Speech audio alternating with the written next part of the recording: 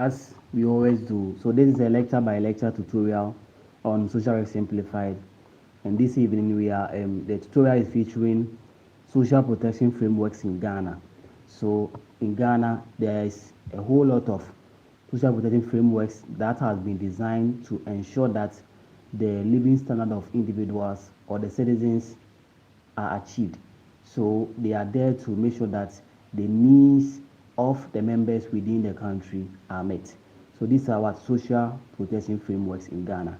So we'll be looking at policy foundations, paradigms, and also the social protection flaw that we have in Ghana. So we will just zoom straight to it to continue. All right. So let's look at what social protection flaw concept is. So when we say social protection flaw, what is it? We are saying that it's a set of basic social security guarantees designed to secure minimum living standard across the life cycle. You know, when you come to Ghana, we have a whole lot of people. We have the vulnerable groups, we have the marginalized, we have those who are in the civil service, and so on and so forth. We also have those who are also in the informal sector, and they are all doing very great there. So when we say social protection flaw, we are saying that it's just a basic social security that guarantees or they are designed to secure minimum living standard across the life cycle of every member. So it is just there to make sure that every individual secure a living minimum standard. At least you have shelter, you have food to eat, you have clothing, you have quality health care, you have education, and so on and so forth. So that is what social protection flaw concept looks like. Now it has a preventative cushion that it gives to members. So as I said, in the community or in the society, we have the vulnerable populations, we have the marginalized. So this social protection flaw is there to provide for the vulnerable households and also those households that are sinking deeper into poverty. This social protection flaw is there to ensure that it's more of a helping hand to lift people out of poverty. So that is what the social protection flaw concept. Now let's look at the life cycle approach. You know, as humans, right? If we are giving birth to, we pass through the infancy stage. Now from the infancy stage, then we move on to the active stage. And what goes on at the infancy stage? You know, during infancy, the key thing there is what? Nutrition and also health exemptions. So the social protection flaw is there to make sure that as at the infancy stage, proper nutrition and also health are given to people. Now, if you look at the active working age, now from the age of 18 to let's say 35 years, now that is where individuals become very active. Now we have public works, we have labor placement and also livelihood support. So all these are all there to provide support and also to provide resources and helping hands for people who are actively, you know, during the active age, that is from the age of 18 to 35, a whole lot of things happens. People sometimes through accidents, they may lose some part of their body, they may need help, people become disabled along the line, a whole lot of things happen. So this social protection flaw is there to ensure that it provides some sort of security and guarantees a secure minimum living standard to every individual within the country. Now, when you come to old age, you know, at old age too, people still need to be cared for. And this social protection flaw is there to provide some sort of cash transfer and even some sort of food stamps to support people who are in their old age. Are you okay? Some people are also disabled. All these individuals, they need support to be able to meet their standard of living.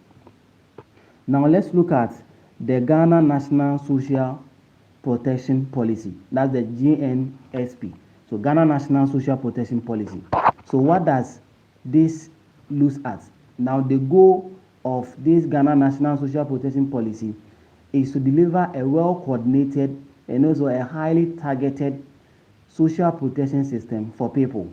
And this Ghana national social protection policy is focused on systematically reducing extreme poverty within the country.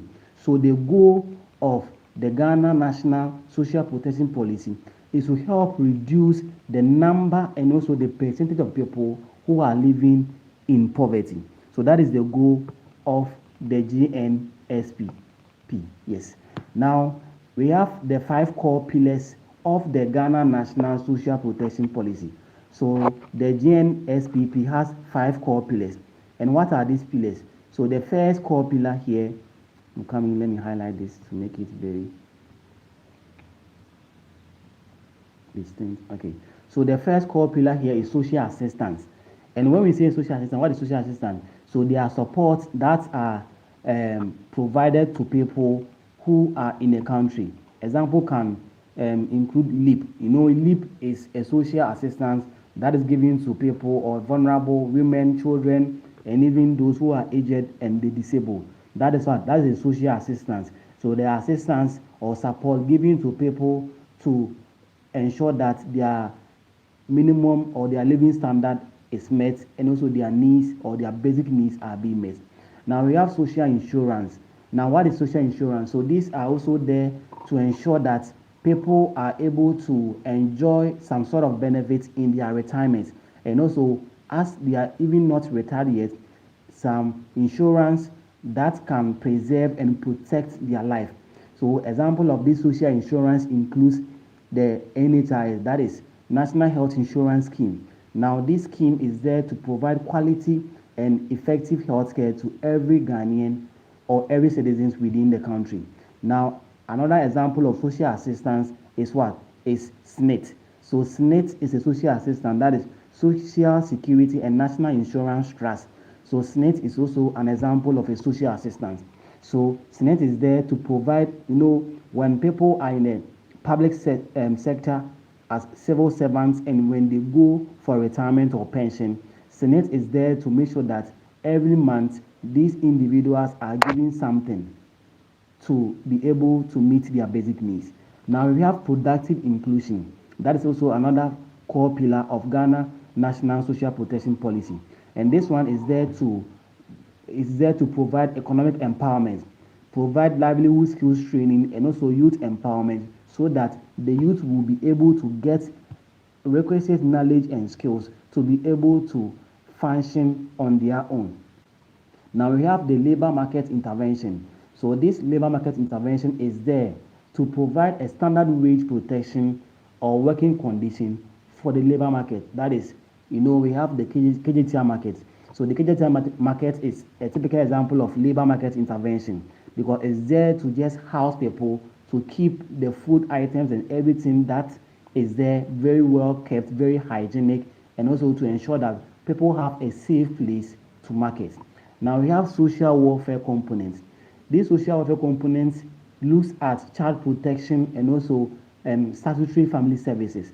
Now the social welfare component is there to ensure that when it comes to the family system, there are rules and regulations, there are rules, and also there are structures in place to ensure that the best interest of the child is attained, and also to ensure that whenever even there's a separation or a divorce, the separation will look at the best interest of the child, so that the child will not be a neglect.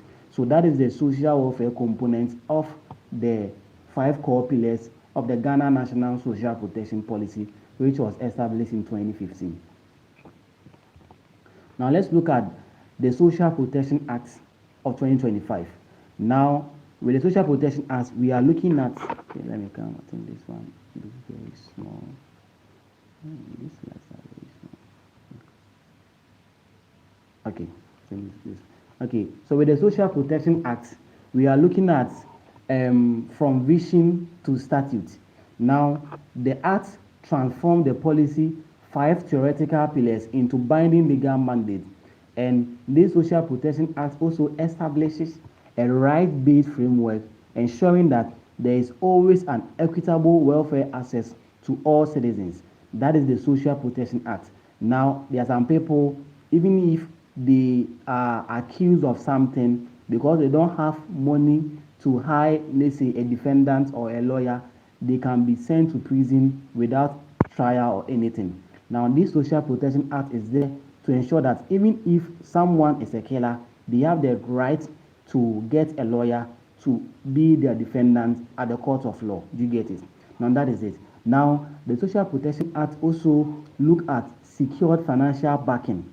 Yes, so it creates a dedicated statutory social protection fund that is there to help meet the needs of citizens or individuals within the country.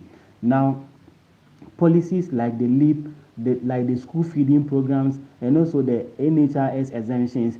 Now, all these things or all these policies emanated from the Social Protection Fund. So they are fund that has been allocated to ensure that the health well-being and also the educational well-being of the citizens within the country are being catered or cared for. Now we have a unified governance and delivery. Now, this Social Protection Act has come to deploy a national household registry to streamline beneficiary targeting. Now, at first, when it comes to resource distribution or when government is trying to streamline some items to some people because of embezzlement and also corruption in the system, those who are really entitled for this benefit, they don't get them. Now, government with the help of the Social Protection Act, it has created a decentralized system to ensure that those who are really in need, from the national level to the municipal level to the district level, we have implementers at all this level to ensure that local service delivery is achieved and those who are really in need of resources get them. So that is what the Social Protection Act came to do, and it's very, very powerful. All right. Now let's look at some ideological shifts in safety net provision comparative framework table. Now we have several perspectives here and models here. Now we have the residual perspective, and as we said, we explained the last time, when we say something is residual, that thing is what is temporal in nature. That thing, it comes with stigma. That thing also is not, I said, it's temporal in nature. It comes with stigma, and that thing also is something that is entirely focused on the family. You get it? So the family is the one who is to provide this kind of resources or this kind of services for the members. And anything that is also residual is deemed as a privilege. You get it? So that is the residual perspective. Now let's look at the system mechanism here. So with the system mechanism, that is what I've just explained. So it is temporary in nature. It is deemed as a privilege. It has a minimal safety net and last resource. So it is temporary in nature and it is deemed as a privilege and it comes with stigma. Now let's look at the core outcome. So we're looking at the residual perspective. We know that it is rigorous means testing and can lead to social stigma. So as I explained, that is, so anything residual comes with stigma. Anything residual is deemed as a privilege, and anything residual is temporal in nature. Now let's come to the second model or perspective. So the second one is what? Is the institutional model. Okay. Then this is very small, yeah, very small. Okay. There we go. Okay. So that is it. Now the second one is what? Is institutional perspective. Now when we say something institutional, that thing is deemed as a right. So anything institutional is deemed as a right, and also that thing is what? Is holistic in nature. So the thing is also what? Permanent and is deemed as a right. So anything institutional is permanent in nature. Anything institutional is deemed as a right, and anything institutional has no stigma. So there is no stigma attached to it.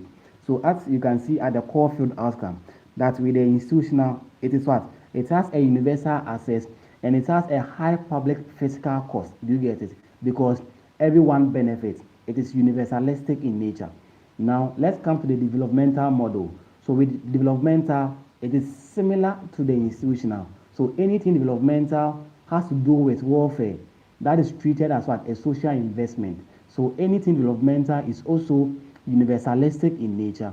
Anything developmental is also something that is deemed as a right, and anything developmental is something that has the capacity of building human capital growth. You get it?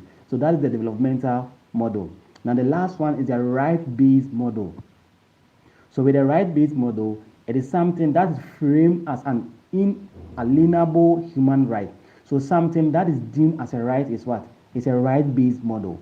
And with a right-based model, we are looking at the state's responsibility, or the state taking control of the well-being and the welfare of individuals. So when it comes to the healthcare of the individuals within the states or the citizens, it is the responsibility of the state. When it comes to the educational needs of the people within the country, it is the responsibility of the state. So when we say right-based, it is something that is structural in nature, and anything structural is what? Is state inclined. So the state is responsible and accountable for the rights or the well-being of individuals within the state.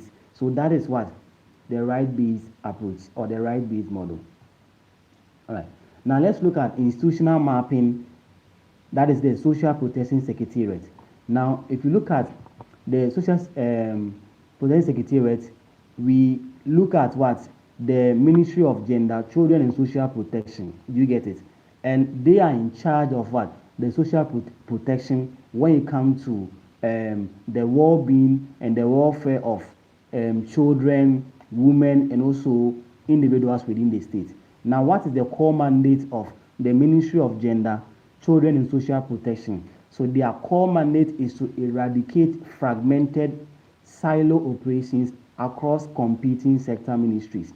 So they are there to make sure that things that has been duplicated, things that has been that is more archaic, or things that is not meeting the needs of the individuals are being taken away, and new policies are being enrolled to ensure that the needs and the well-being of individuals are being met. You get it? So that is the work of the Ministry of Gender, Social, Children and Social Protection. So they are there to ensure that the welfare or the needs of children, the needs of women, aged, and also youth are being met. So that is their core mandate.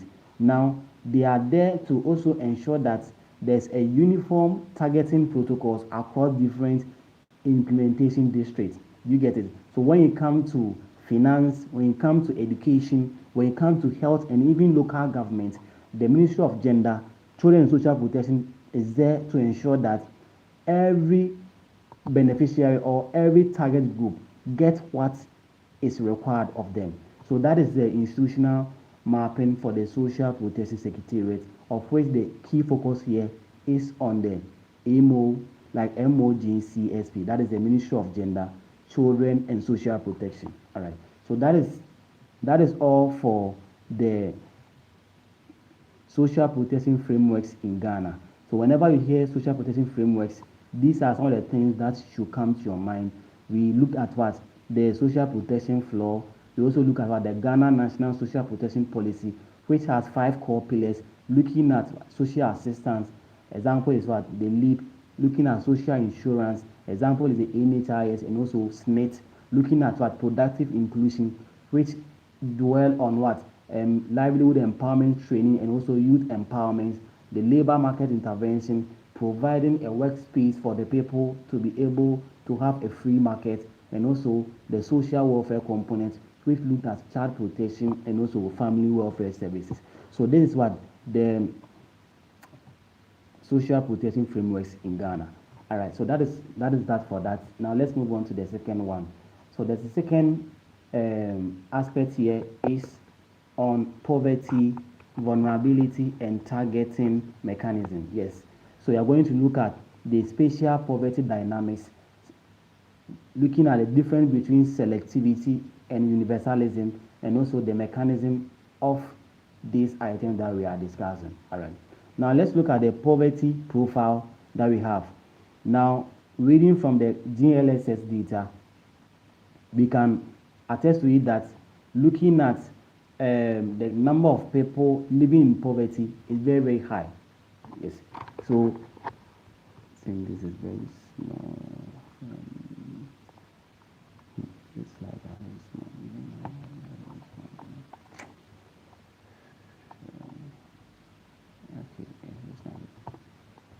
Okay.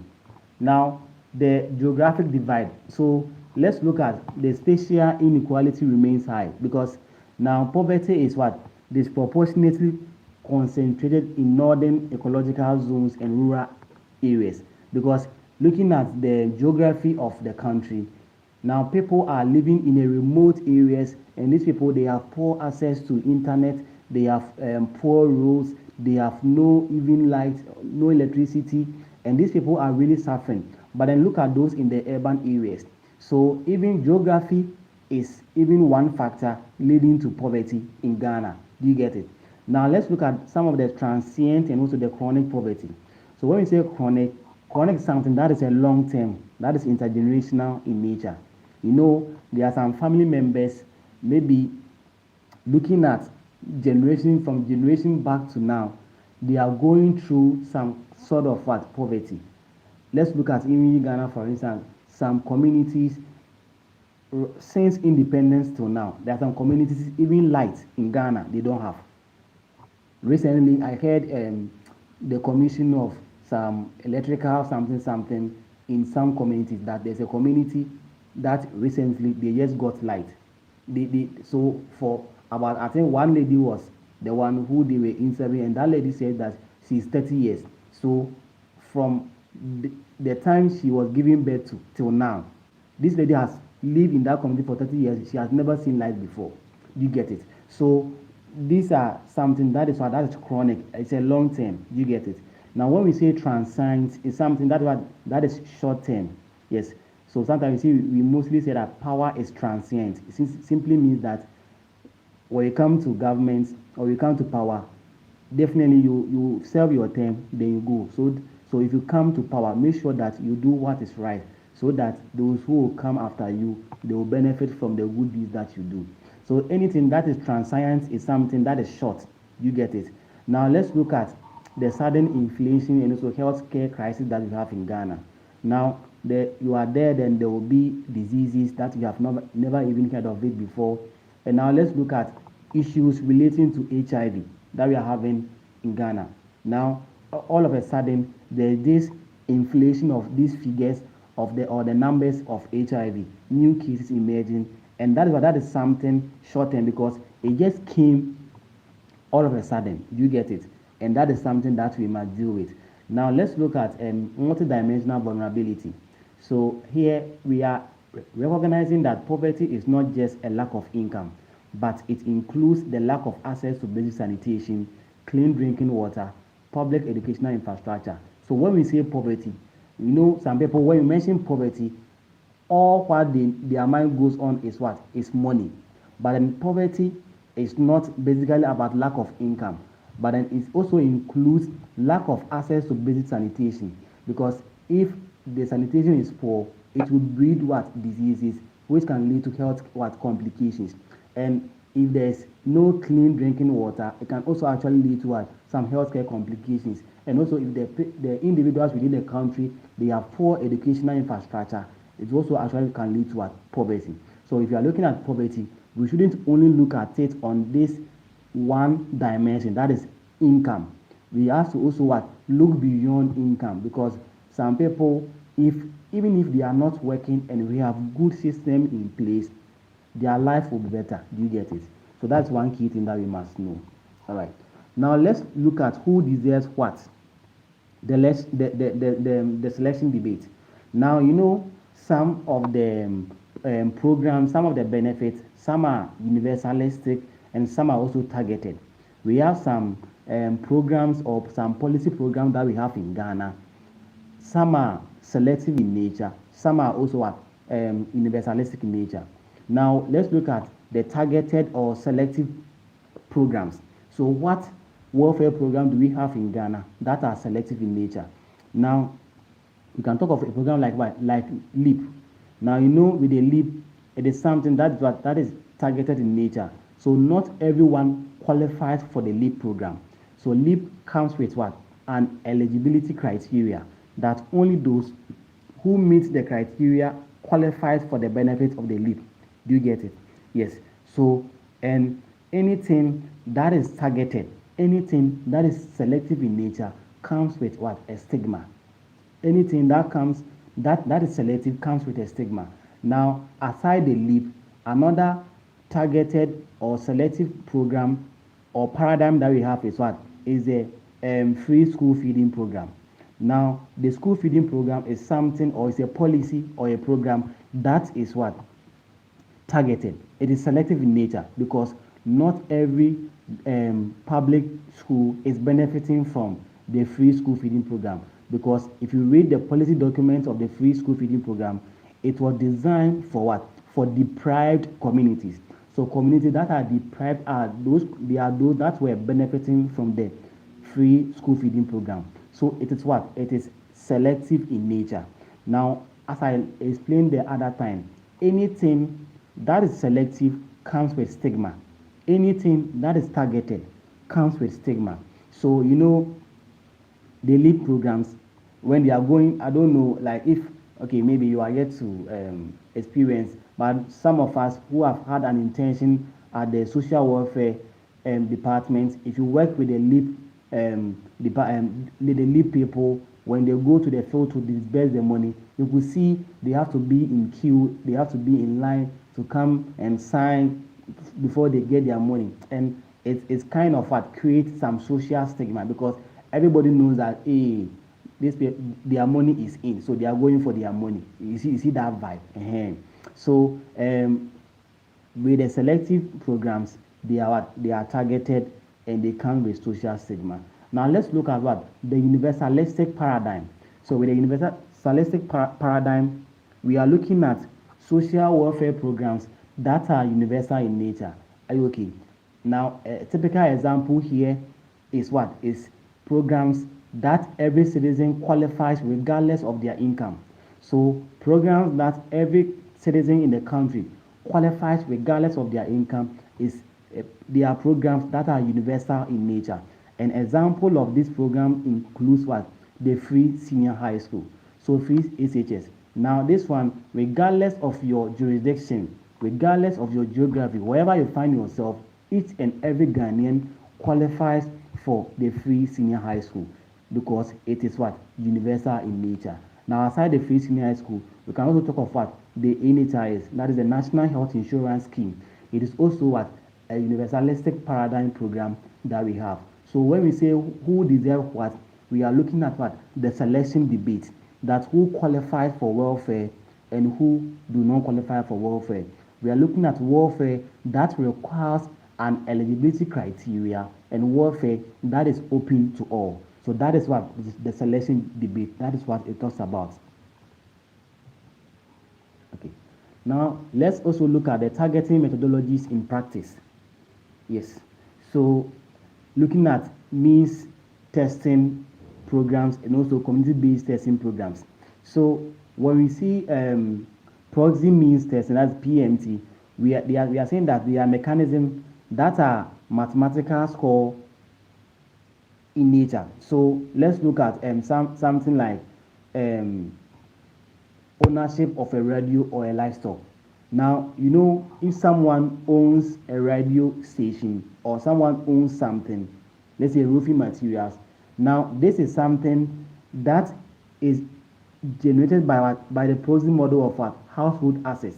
So when they are doing, let's say, counting, let's say you, an individual, you own a radio station, you own, let's say, a car, or you own, let's say, a building or something like that. When they are doing, let's say, they are weighing the taxes and anything because of the number of things that you possess, that will determine the number of tax or amounts you pay. You get it? So that is it. And anything that is proxy is something that is objective in nature because it deals with numbers. So anything proxy deals with numbers. Don't forget, anything proxy deals with numbers and it minimizes local political favoritism because here we are being objective.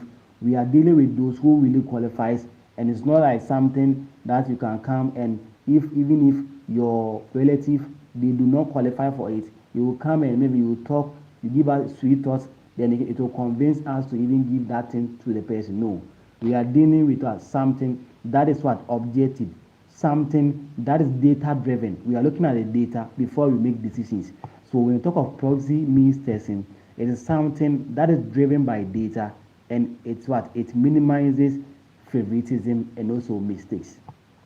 Now the community-based targeting, here we are looking at what mechanisms that focus on utilizing localized community social protection committees. So here it is more of something that is generational community based, something that has a high local legitimacy, something that belongs to everybody within the community. So here, if something is more of a community-based targeting, there's a high chance that there will be favoritism, because if we all belong to the same lineage and now I am in charge, because it is community-based, there's a high chance that I'll favor those that I belong to the same lineage. Do you get it? I'll favor them, because here we are not looking at data. Here it is more subjective in nature, looking at the relationship that you have with the person, personal relationship. Also looking at how long you've known the person. That is a community-based targeting. So here we are looking at who we know, okay, and the kind of relationship that we have with who we know. So even if they don't qualify, because of the personal relationship that we have with them, they still qualify, and that is it.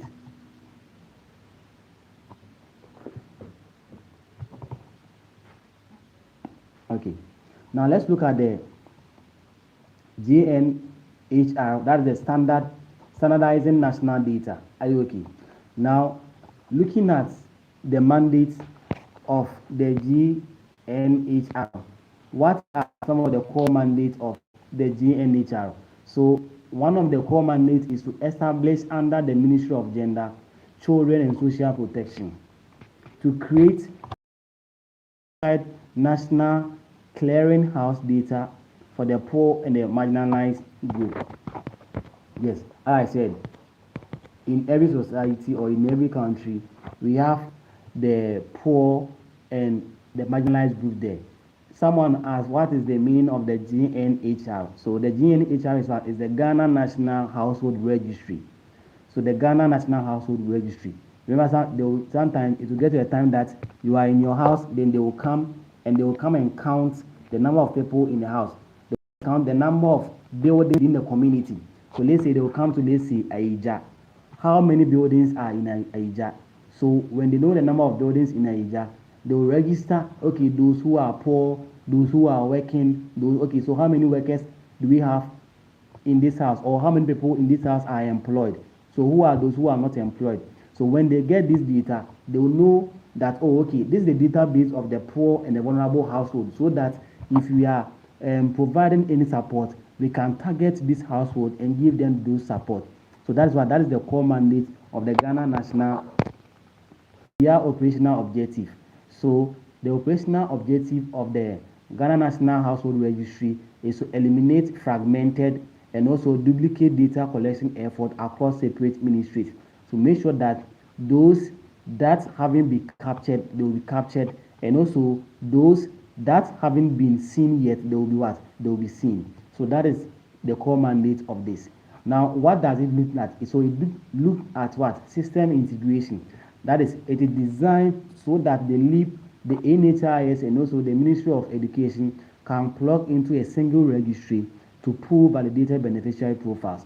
So the key mandate of this one is that they wanted to get the data so that they can combine people who are on the LEAP, who are on the NHIS, and also those who are also benefiting from the free senior high school, so that if let's say next year, those who graduate this year, if from the from junior high school, those who are about to go to the senior high school, then the free senior high school, so those who are about to go through the GNRAs, that's the Ghana National Household Registry, even before going to senior high school, they have data that, oh, okay, this particular person from this household, they will need support. So maybe we have to do their insurance card for them. We have to provide them with leave so that in every, let's say, 2 or 3 months, they'll be giving some support to take care of themselves. So that is the benefit of the Ghana National Household Registry.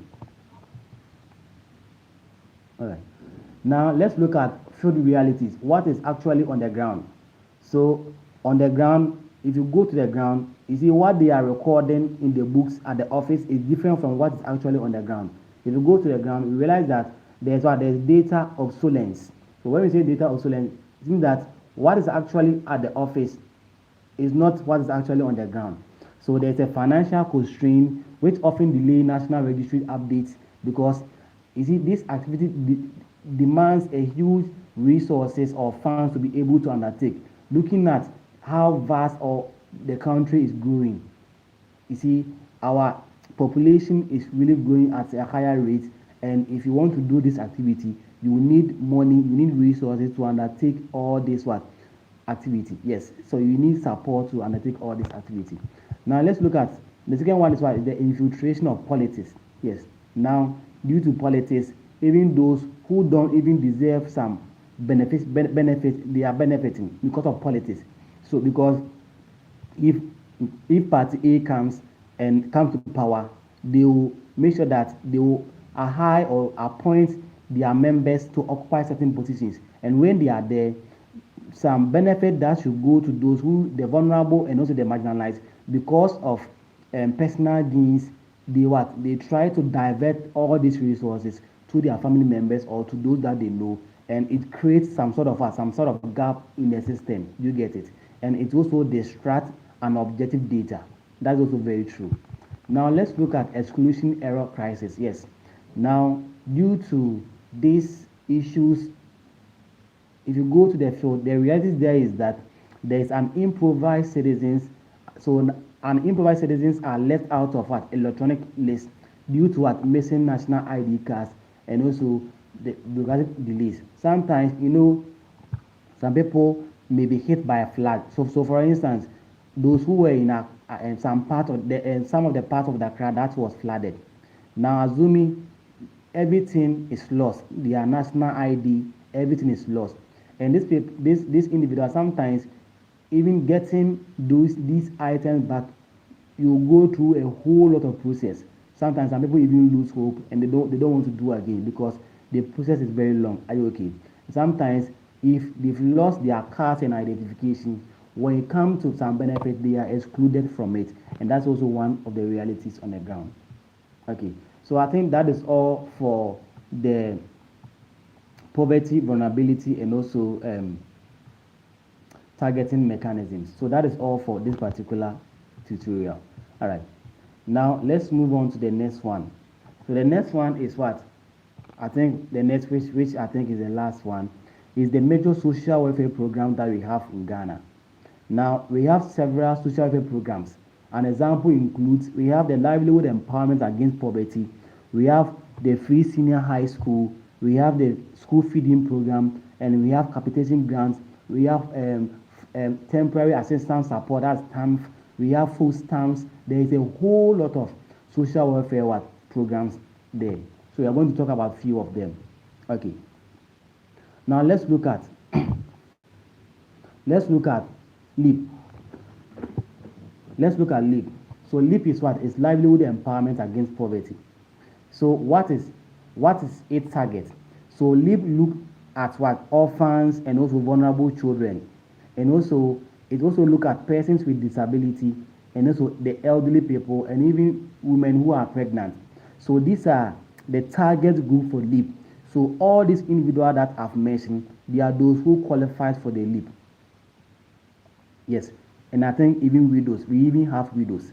Now, these are the target group for the LEAP. Now, what is the payment structure of the LEAP? So LEAP is driven by decentralized bi-monthly electronic payment cycles utilizing the e-switch. So all the beneficiaries of the LEAP, they have what we call the e-switch cards. where every month their money is transferred onto the card and they will go to any bank to remove their money.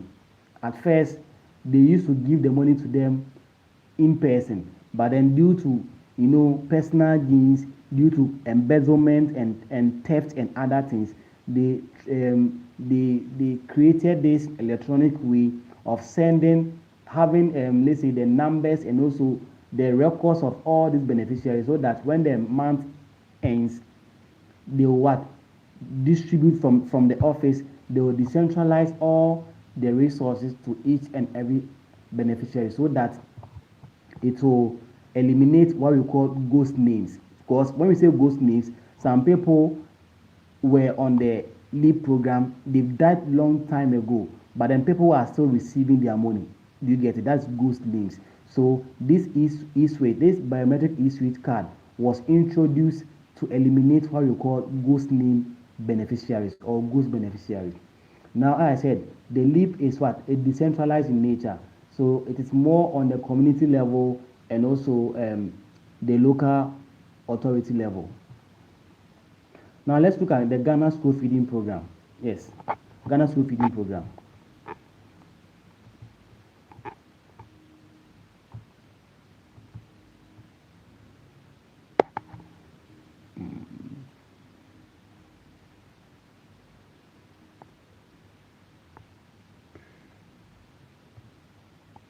Okay, so the Ghana School Feeding Program will come on to try to see this will be possible. So this slides are very small, font size. Okay, I think this is no. Okay. Oh, no, come on.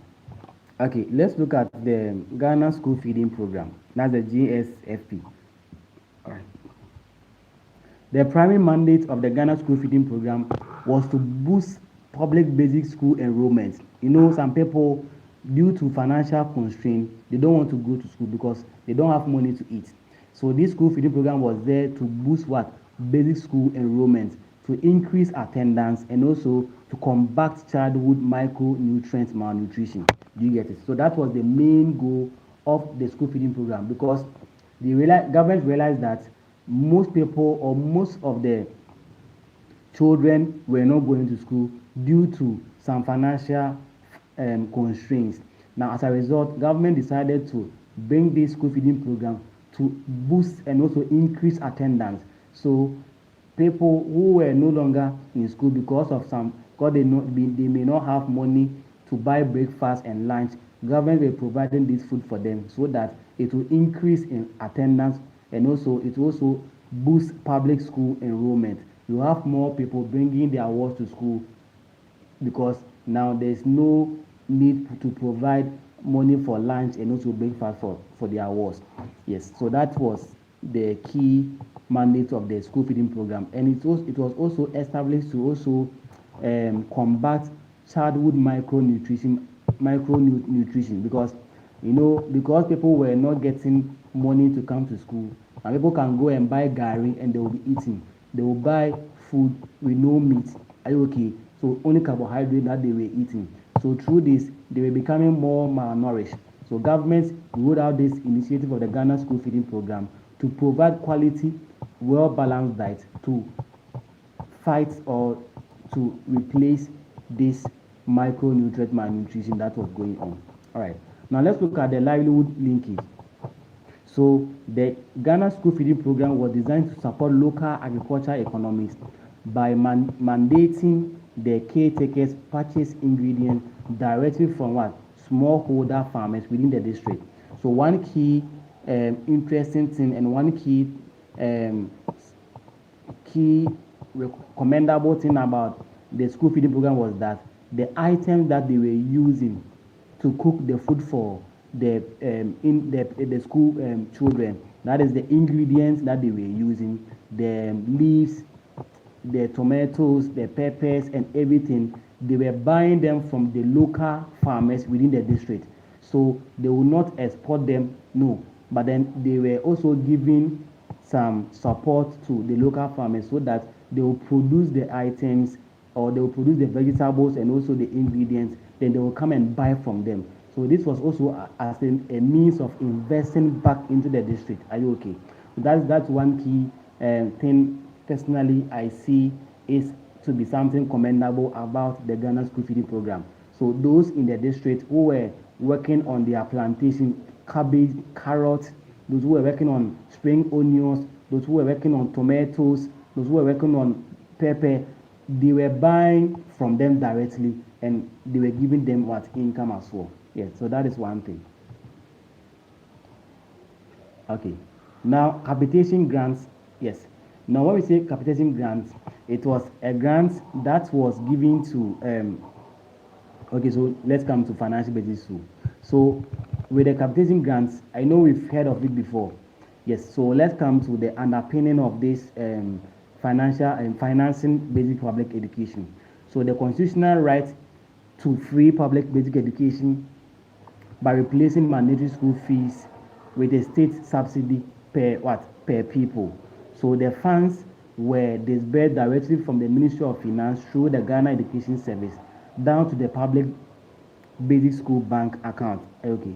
Now that is how they were channeling out the money to address issues within the schools. You get it? Yes. Now let's look at capitation grants. Let's look at capitation grant itself. I know we've heard of it before. We've heard of capitation grant before. I think first semester you heard of what capitation grant. What is it? Yes. So when we say capitation grant, it's a government funded financial allocations that is given to public basic schools for each enrolled students. So there are grants that were given by the government to each enrolled student. So those that were in the public schools, government were providing some sort of financial support to each and every student who has been enrolled in a public basic school. So in Ghana, the capitation grant was introduced to replace school fees. Are you okay? You know, some people were not having to pay school fees. So this capitation grant was introduced to ensure that those who were not able to pay their fees, we have grants or funds from the government that were catering care of them. That is the capitation grant.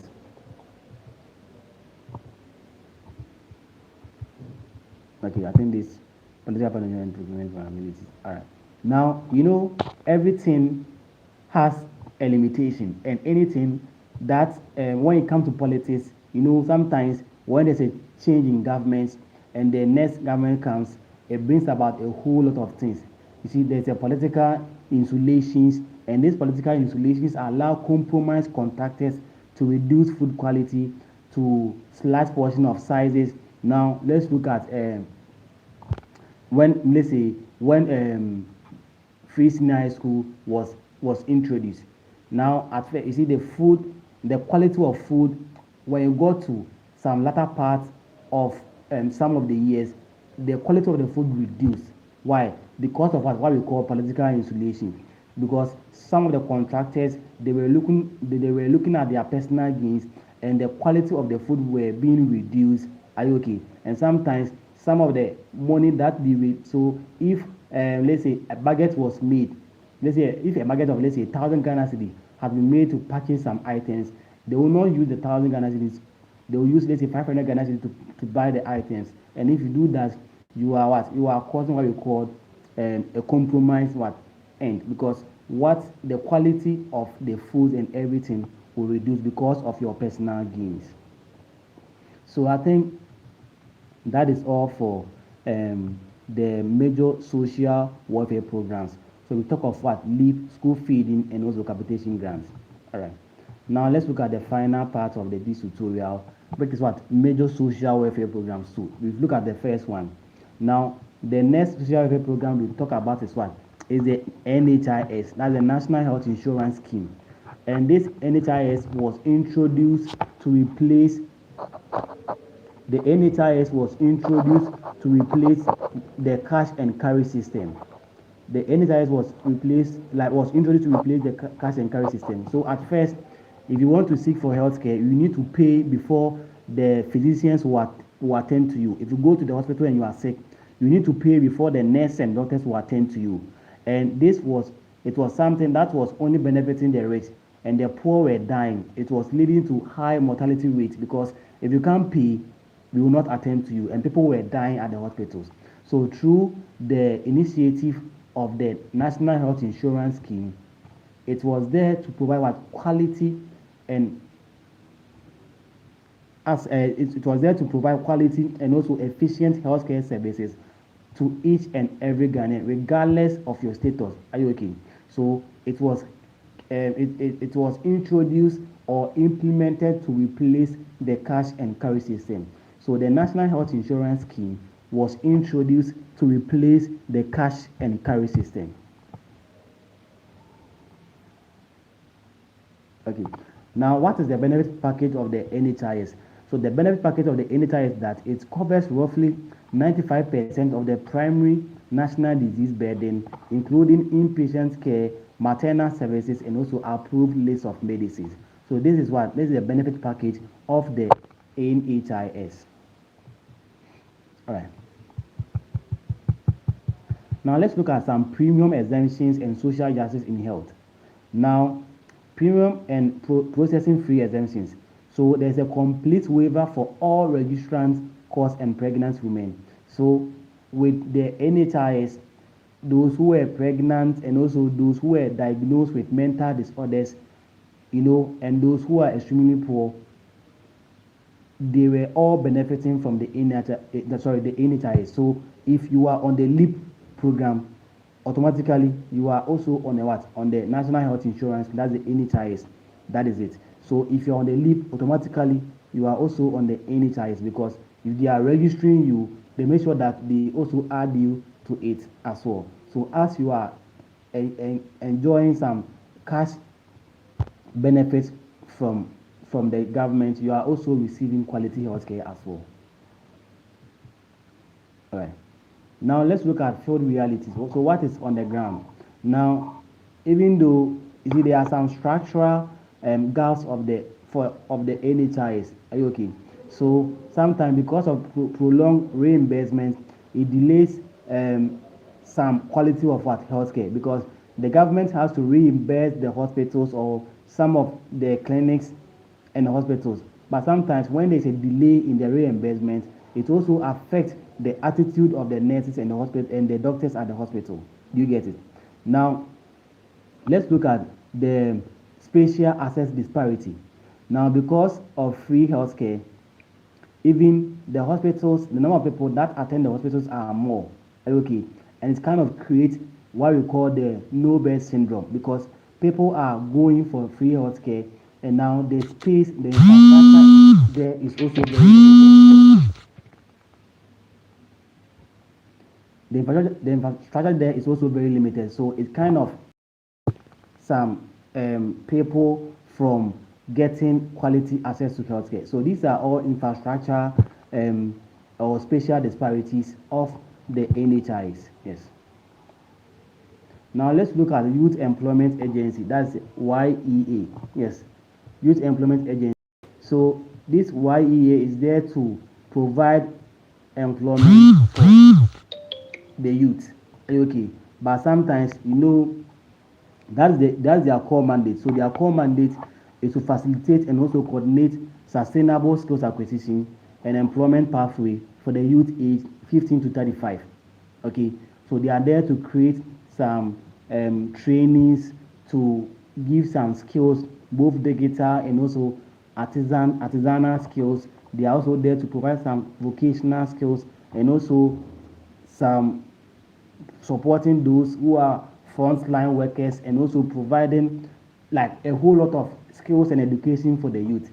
But then sometimes, if you look at the reality on the ground, that is not what we are seeing. Okay, so the work of the YEA is very, very broad, because government-backed structural bilateral agreement for regulated legal labor migrations. Are you okay?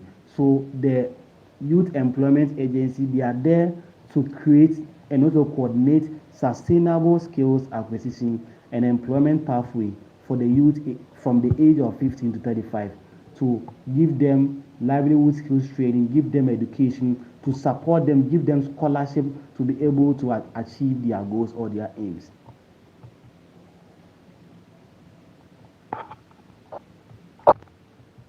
Okay, now let's look at the contract trap and productive inclusion. Okay, so here, the YEA beneficiary placements are rigidly bound to fixed 24-month contracts, after which youth face an abrupt termination without clear public sector retention lines. So if you happen to be on the books of the YEA, you won't be there for your whole time, because they're just providing a temporal benefit for you. So sometimes those who are on the benefit program, when the time is due for them to eliminate them or for them to terminate them from the contract, it becomes a burden, because these people, while they were there, they didn't look for any other opportunities to explore. So when the termination comes, it also affects them and their life comes back to zero. Do you get it? So that's basically what the contract trap is talking about. So I think that is all for this particular discussion as well. That is the major social welfare policy programs too. And this brings us to the end of the tutorial or the discussion. So this is very, very important. So I want to take much time to really understand everything. If you have any question, please, you can put it at the comment section and it will be addressed. If you want to add something to, you can also put it there. We will all ready to update our knowledge. So please do like, do share, and do also subscribe to the channel if you haven't subscribed. And we are here to bring you more updates and also more competent elaborations to some of the key concepts as far as social work is concerned on Social Work Simplified. So until then, see you next time. Bye-bye.